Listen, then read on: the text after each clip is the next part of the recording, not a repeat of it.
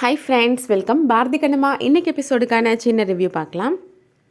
கண்ணம்மாவும் வடிவும் பேசிகிட்டு இருக்கிறாங்க. கண்ணம்மா வடிவிட்ட சொல்கிறாங்க, ஹேமா மறுபடியும் வந்து அவளோட டேடியை கல்யாணம் பண்ணிக்க சொல்லி என்கிட்ட கேட்குறா அப்படின்னு சொல்கிறாங்க.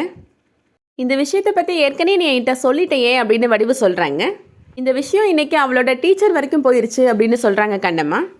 டீச்சர் எஸ்கர்ஷன் போயிட்டு வந்ததை பற்றி ஒரு கட்டுரை எழுத சொல்லியிருப்பாங்க போல். அதில் ஹேமா என்னோட டேடியும் சமையலம்மாவும் கல்யாணம் பண்ணிட்டா நல்லாயிருக்கும்னு எழுதியிருக்கிறா அப்படின்னு சொல்கிறாங்க. அதை படிச்சுட்டு வந்து அந்த டீச்சர் என்கிட்டயே சொல்கிறாங்க, நீங்கள் ஹேமாவோட டேடியை கல்யாணம் பண்ணிட்டா நல்லா இருக்கும்னு சொல்கிறாங்க அப்படின்னு கண்ணம்மா சொல்கிறாங்க.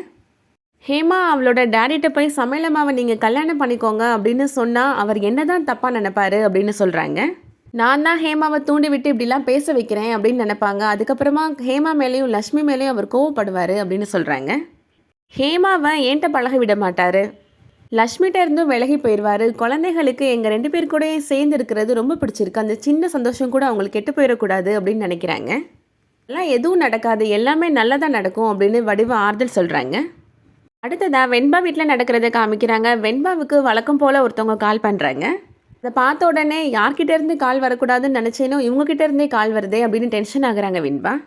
வேகமாக ஃபோனை சுவிட்ச் ஆஃப் பண்ணிடுறாங்க. வெண்பாவுக்கு யார் கால் பண்ணுறாங்க அப்படின்றத இன்னும் சஸ்பென்ஸாகவே வச்சிட்ருக்குறாங்க. அடுத்ததாக சௌந்தர்யா வீட்டில் நடக்கிறத காமிக்கிறாங்க. வழக்கம் போல் சௌந்தர்யாவுக்கு அன்னோன் நம்பர்லேருந்து டெக்ஸ்ட் வருது. பார்த்த உடனே சௌந்தர்யா ரொம்ப டென்ஷன் ஆகுறாங்க. இன்றைக்கி மீட் பண்ணலாமா அப்படின்னு மெசேஜ் வருது. எவ்வளோ தைரியம் இருந்தால் மீட் பண்ணலாமான்னு மெசேஜ் பண்ணியிருக்கிறான், யார் அவன் பார்த்து கண்டிப்பாக போலீஸில் ஹேண்ட் ஓவர் பண்ணணும் அப்படின்னு நினைக்கிறாங்க சௌந்தர்யா. ஆஃபீஸ் ஷாப்பில் மீட் பண்ணலாம் அப்படின்னு மெசேஜ் வருது. நானும் வரேன் அப்படின்னு சௌந்தர்யா ரிப்ளை பண்ணுறாங்க. வேணு அங்கே வராரு, எங்கே கிளம்பி போகிற சௌந்தர்யா அப்படின்னு கேட்குறாங்க. நான் கோவிலுக்கு போகிறேன் அப்படின்னு போய் சொல்லிடுறாங்க சௌந்தர்யா. சௌந்தர்யா இப்போ அந்த காஃபி ஷாப்புக்கு போயிடுறாங்க. அந்த பர்சன் திரும்பி உட்காந்துட்ருக்குறாங்க. நீ தானா, இன்றைக்கி நான் உன்னை என்ன பண்ணுறேன் பாரு அப்படின்னு கோபமாக வராங்க. சௌந்தர்யாவுக்கு அந்த பர்சனை பார்த்த உடனே இன்ப அதிர்ச்சியாக இருக்குது. ஏன்னா அவர் வேறு யாரும் இல்லை, சௌந்தர்யாவோட ஃப்ரெண்டு விக்ரம் அப்படின்றவர் தான். நீதானா, வேறு யாராவது இருந்தால் இந்நேரம் போலீஸில் பிடிச்சி கொடுக்கலான்னு தான் வந்தேன் அப்படின்னு சௌந்தர்யா சொல்கிறாங்க.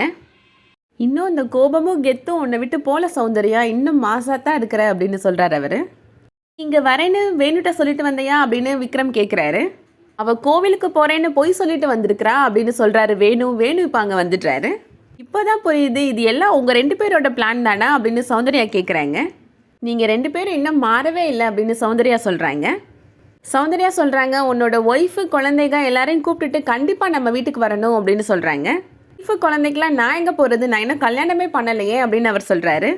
கண்டிப்பாக வீட்டுக்கு வரணும், உன்னை பார்த்தா எங்கள் பசங்க ரொம்ப சந்தோஷப்படுவாங்க அப்படின்னு சௌந்தர்யா சொல்கிறாங்க. நான் கண்டிப்பாக வரேன் அப்படின்னு விக்ரம் சொல்கிறாரு. விக்ரம் கல்யாணம் பண்ணிக்காததை நினச்சி சௌந்தர்யா ஃபீல் பண்ணுறாங்க. அதோட இந்த எபிசோட் முடியுது.